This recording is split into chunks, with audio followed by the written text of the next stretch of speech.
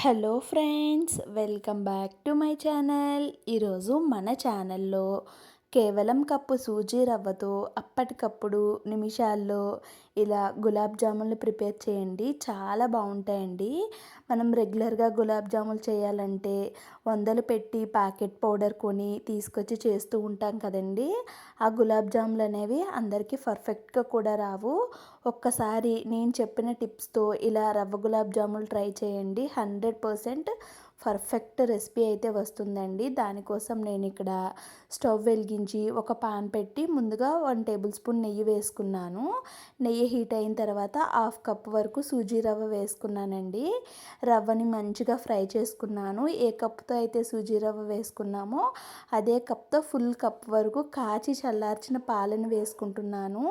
పాలల్లో రవ్వని మంచిగా ఉడికించుకోవాలి. ఎక్కడా కూడా ఉండలు లేకుండా వీడియోలో చూపించిన విధంగా ఇలాగ స్మాష్ చేసుకుంటూ పిండిని బాగా ఉడికించుకోవాలి. చూడండి, ఎక్కడ ఉండలనేవి లేకుండా ఈ విధంగా స్పాచులర్తో అనుకుంటూ ఉడికించుకోవాలి. ఇది బాగా ఉడికిన తర్వాత ఈ రవ్వ మిశ్రమాన్ని పక్కన పెట్టేసుకుంటున్నాను. ఇప్పుడు అదే స్టవ్ పైన మనం ఏ కప్పుతో అయితే పాలు తీసుకున్నామో అదే కప్తో 1 కప్పు వరకు పంచదార, 1 కప్పు వరకు నీళ్లు వేసుకుంటున్నానండి. అంటే హాఫ్ కప్పు సూజీ రవ్వకి ఫుల్ కప్పు పంచదార పడుతుంది. ఇక్కడ పంచదార మొత్తాన్ని కరిగించుకోవాలి. చూడండి, పంచదార మొత్తం ఈ విధంగా కరిగి ఒక మరుగు వస్తూ ఉన్నప్పుడు మంచి ఫ్లేవర్ కోసం యాలకుల పొడిని వేసుకున్నాను. యాలకుల పొడి వేసుకున్న తర్వాత ఒక 2-3 నిమిషాలు మరిగిన తర్వాత మనకి చేతికి కొంచెం జిగురుగా తగిలితే సరిపోతుందండి. స్టవ్ ఆఫ్ చేసి పక్కన పెట్టేసుకున్నాను. మనం పాకం పట్టేలోగా మనకి ఈ రవ్వ మిశ్రమం అయితే కొంచెం చల్లారుతుంది. ఇప్పుడు దీంట్లోకి నెస్లే కంపెనీ నుంచి మిల్క్ పౌడర్ ఉంటుంది కదండి, దాన్ని నేను ఒక 2 టేబుల్ స్పూన్లు అయితే వేసుకుంటున్నాను. మీ దగ్గర పెద్ద ప్యాకెట్లో పౌడర్ లేనట్టయితే 10 రూపీస్ ప్యాకెట్స్ కూడా మనకి బయట అవైలబుల్గా ఉంటాయండి. దాన్ని ఒక ప్యాకెట్ తీసుకొచ్చి వాడుకోవచ్చు. తర్వాత ఒక 1.5 టేబుల్ స్పూన్ వరకు మైదా వేసుకున్నాను. హాఫ్ టేబుల్ స్పూన్ వరకు కేక్స్లో వాడుతూ ఉంటాం కదండి బేకింగ్ పౌడర్, ఆ బేకింగ్ పౌడర్ వేసుకొని మొత్తం కలిసేలాగా కలుపుకున్నాను.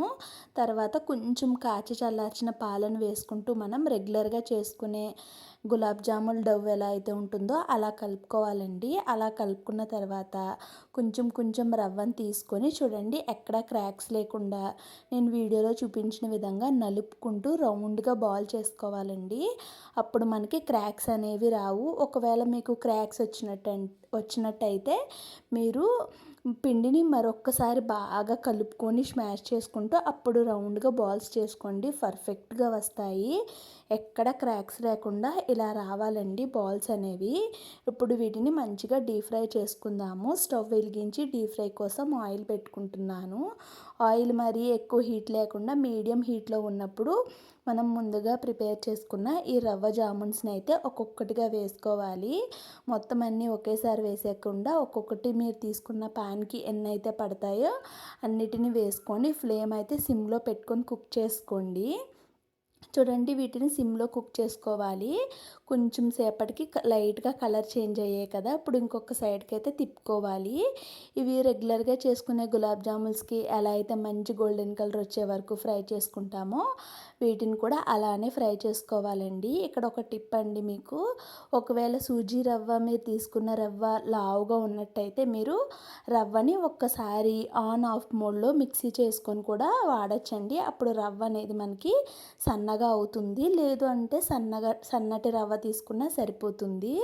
ఇక్కడ ఇదే ప్రాసెస్లో నేను మొత్తం అన్నిటిని ఫ్రై చేసుకొని అదే స్టవ్ పైన ముందుగా మనం మరిగించి పక్కన పెట్టుకున్నాం కదండి పంచదార పాకాన్ని ఒక్కసారి స్టవ్ పైన పెట్టి ఒక మరుగు వచ్చిన తర్వాత మనం ముందుగా ప్రిపేర్ చేసుకున్న రవ్వ జామున్స్ని అయితే వేసుకోవాలండి. మనం రవ్వతో చేస్తున్నాం కాబట్టి 2 నిమిషాలు అయితే ఉడికించుకోవాలి ఖచ్చితంగా. వేడివేడి పాకంలో వీటిని ఉడికించుకుంటే మనకి రవ్వలోకి వెళ్ళి చక్కగా కుక్ అవుతాయండి. ఇలా ఒక 2 నిమిషాలు కుక్ చేసుకున్న తర్వాత స్టవ్ ఆఫ్ చేసి మూత పెట్టేసుకుంటున్నానండి.